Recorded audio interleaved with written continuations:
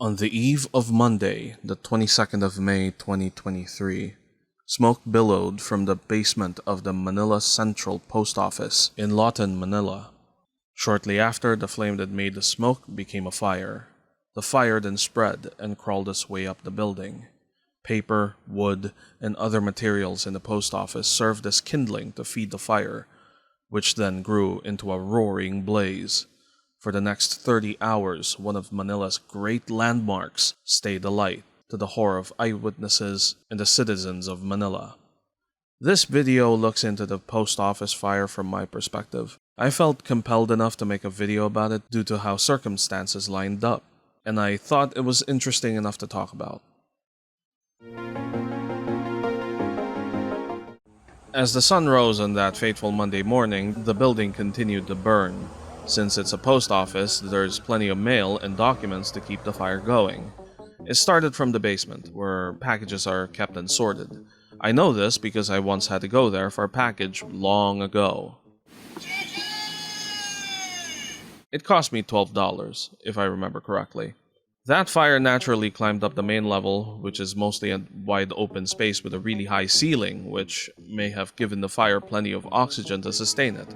The back was likely full of mail and documents that were unfortunate enough to be there. 30 hours later, they were all rendered ash, and the firefighters finally got the fire down enough to declare fire out. 7 were hurt and over 300 million pesos worth of assets were lost. Maybe if it happened during the day, the fire would have been snuffed out early enough, but since it started in the middle of the night, when people finally started to notice something was burning, it was already too late. The building was opened back in 1926, designed by Juan M. Arellano, Tomas Mapua, and Ralph Doane in neoclassical style. It was severely damaged during World War II and was rebuilt to its original glory in 1946, 40 years after it was first built. Then 77 years later, this happened. Well, to be fair, compared to being bombed and torn asunder, this post office has gone through worse, but it's still very sad to watch. There it is. Oh boy. And I thought my package was in there, burnt to a crisp. A lot of it is still, mostly intact, but the inside has to be full of soot. That part has been gutted. The firemen are still there, investigating the ruin. Oh, you could see all the way to the back. Look at that. The windows were shattered. Armored cars too. I guess they're bringing in whatever they could salvage. Even if they're ashes, they're still important documents nonetheless. They're gonna have to gather whatever they can, investigate what happened, and see what they can salvage. Aside from all the mail and packages that are now ash, that also goes for the postal IDs. I last visited the building on January 3 of this year to renew my postal ID, because it's convenient to have an official government-issued ID that isn't as mission-critical as a passport or a driver's license. But those are not the only IDs to go up in smoke. This post office was also supposed to process and distribute the new national IDs for the residents of the city of Manila. Those damn things were already taking forever to reach their supposed owners. And after this, it's going to take forever more. So what, we're supposed to print them out on our own like vaccine cards and, well, the new driver's licenses? That's egregious. Manila is quite fire-prone, especially during the dry season. The month of May gets really hot with a heat index reaching up to 45 degrees Celsius. Just a week before the post office fire, there was this inferno at Oroqueta on May 14. I could even hear explosions from my room. But this was no one-time occurrence. Over 13 years before, the same area went up in flames. And yes, I had video of it. Either people living there really like to cook with wood fires, or someone out there must have deliberately started those fires, right? One of the security guards in our condominium lives there. I asked him if his family was okay, and he said they were. His voice was that of routine acceptance, like it was just a part of life there. According to him, when he looked out of their front door amid the first signs of chaos, the skies were already red. There was no time to think. They just had to get out of there with only the clothes on their backs. They couldn't bring anything else with them but their lives. The recurrence of the fire naturally makes for conspiracy theories that it's routine in Manila for various reasons, from repeated attempts to drive out residents and free the land for development, to insurance fraud, and so on. It's no different with the post office. After the fire, this blog post kind of went viral on Facebook. Apparently, it could have been turned into a hotel. Now, mind you, I have my doubts with this. First off, this article was published 11 years ago. Second, if it was indeed true that the Philippine government was in talks with Fullerton, Singapore to turn the building into a luxury hotel, well, they didn't really go anywhere, did they? Besides, this isn't exactly a good location for a luxury hotel. It's Pasig River after all. Meanwhile, I have my own hypothesis on how the fire started. As stated, the basement was where the packages were kept. I think one of those packages must have had electronics powered by lithium-ion batteries in them. That night, those electronics may have had a short or something, which set off the batteries. If you've seen a lithium-ion battery fire before, you know it's like a Roman candle. It doesn't just blow up, it just continuously spurts chemical fire and burns whatever is in its way. Now that's just my hypothesis. They're still investigating what could have really caused the fire, and I don't know if they'll actually come forward with those findings.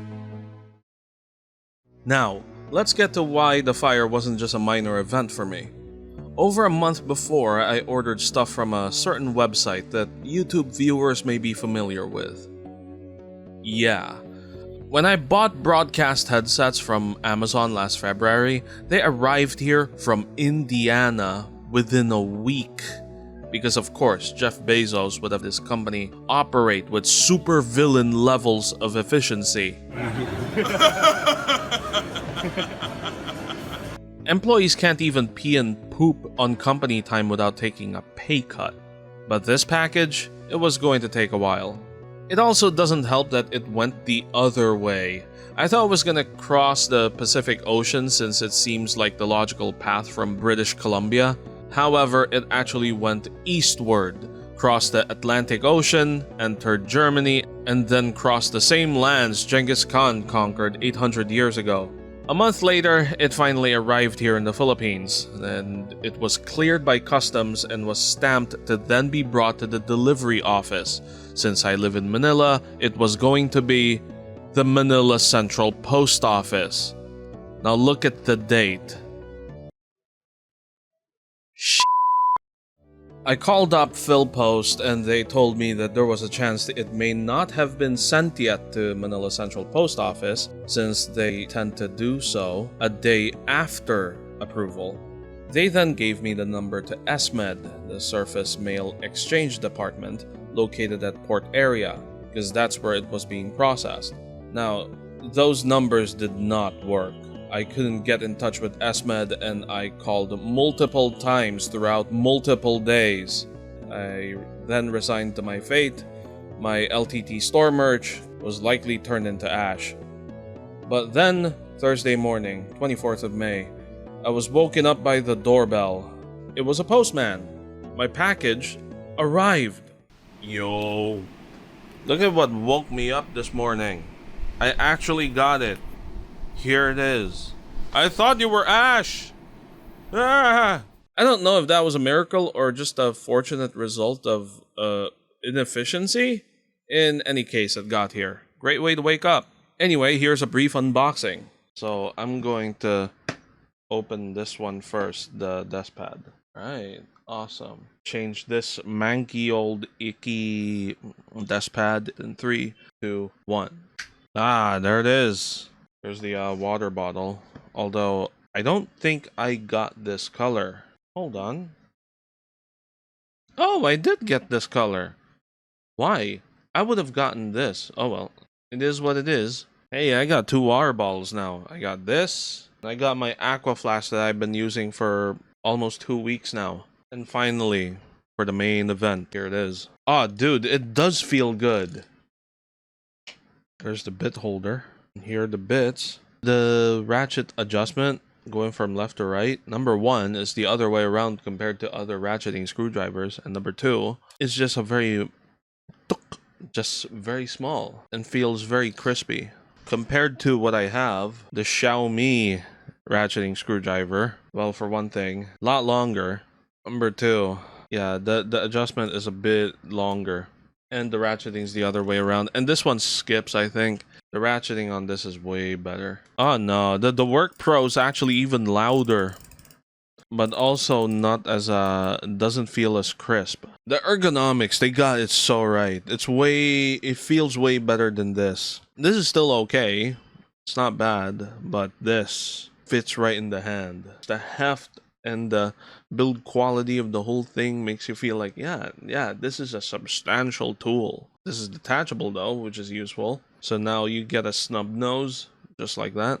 This is a nice wake-up call, finally receiving these items. Seems like such an inconsequential thing to be excited about amid the raising of a historical landmark, but that's how I'll remember this event.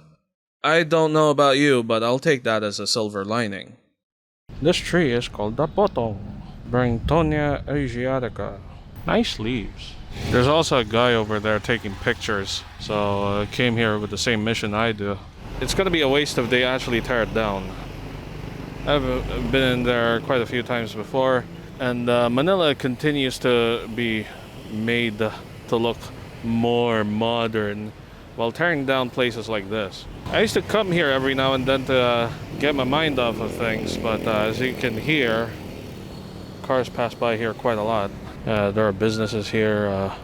There's a Shopee Express over there for packages. This place used to be not as busy. There's the famous facade of Fayati University. Look up, young man, look up. Yeah, but if you look up for too long, you know, you see the dark skies and don't see what's in front of you. This river isn't exactly, you know, pristine. I gotta be careful to not drop this camera in there. Ugh. That'd be a disaster. But that is an even greater disaster. There are raindrops now. I gotta go. So, what's going to happen with the post office building? Despite having burned down, you can tell that it still looks beautiful. So, it'd be a waste not to rebuild it. But as with old heritage buildings throughout Manila, they're being torn down, whether they're neoclassical, art deco, or so on. But you know, we could use some hope for a change. The hope for preservation of what gives the city of Manila its character. Then again, they already gave up on keeping the skies clear for the national hero. If the money is just right for them to give up more, they certainly will. But this building is too prominent to give up. It wasn't a dilapidated structure, it was a functioning part of government and public service. Well, anyway, up next, I'll talk about the stuff that fortunately didn't turn into ash, thanks to the fortuitous inefficiency of Philpost, namely this screwdriver and this war ball, as well as other stuff. More videos to come on this channel, I should definitely make more. And that is all for the Manila Central Post Office fire. Like or dislike, share the video, subscribe to the channel, and visit avoider.net for more content. Until next time, stay Tor.